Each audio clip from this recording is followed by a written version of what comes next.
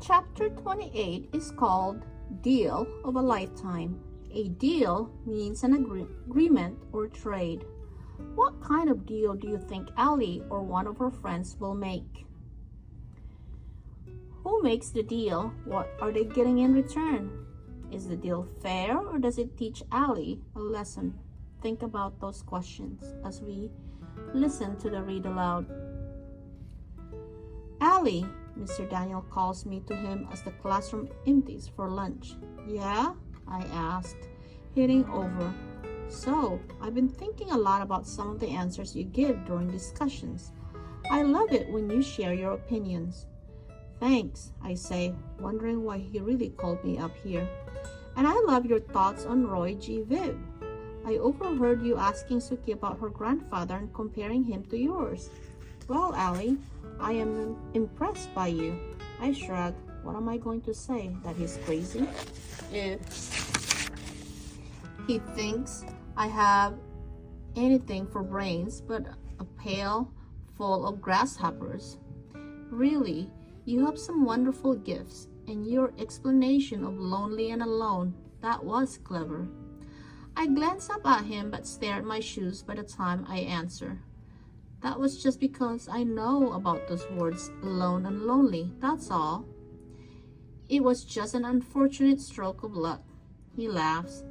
An unfortunate stroke of luck, huh? I nod. I see. Yeah? Ali, how many kids your age use phrases like unfortunate stroke of luck? I feel like a fish in a wire cage rather than a tank. Can I go to lunch now? Not just yet. I'm wondering, do you ever think one word but a different one comes out of your mouth? Well, yeah, I guess. Does reading sometimes give you headaches? I nod, more nervous. When you look at letters, do they ever seem to move? I'm confused. Of course they do. They do? He is wide-eyed. I nod, but I'm not sure if I should.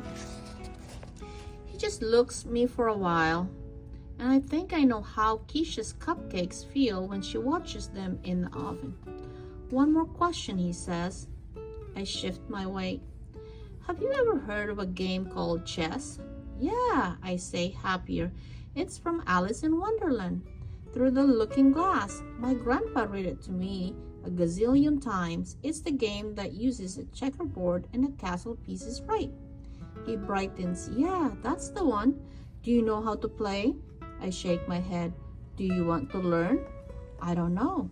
Well, he says, leaning forward and resting his elbows on his knees. I think you'd like chess. I could show you how to play after school. You know, if you'd like. I'd have to stay after? He thinks for a second. Well, I was thinking of starting a chess club.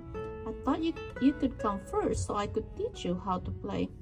If it works out well, we could invite other kids. It might be fun. Something different. It's not like I was born yesterday. I know he's up to something. Teachers don't volunteer to stay after school to play games. I kind of want to say yes because Mr. Daniels is cool and I don't think there is any reading stuff in chess. And my grandpa would have liked to know I could play, but it scares me. Well, I don't think so, but thanks anyway.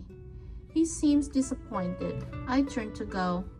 How about if I excuse you from homework for learning how to play? I stop like my feet are strapped to 1,000-pound blocks. Did he just say that? I turn around. What's the catch? I ask. No catch. If you stay up after to learn chess for a few days, I'll excuse you from homework on the days you stay. Am I going to have to write a paper or something? No papers. Promise. I just come in here and play a game and I get out of homework? No catch? Well, you can't tell anyone in the class. I'll call your mom about it though. He holds his hand out to shake. We have a deal then? Yeah, okay. I can't say no to that deal. Homework is only one step above death. I'm so happy about skipping some homework that I'll keep remembering it and being happy over and over again.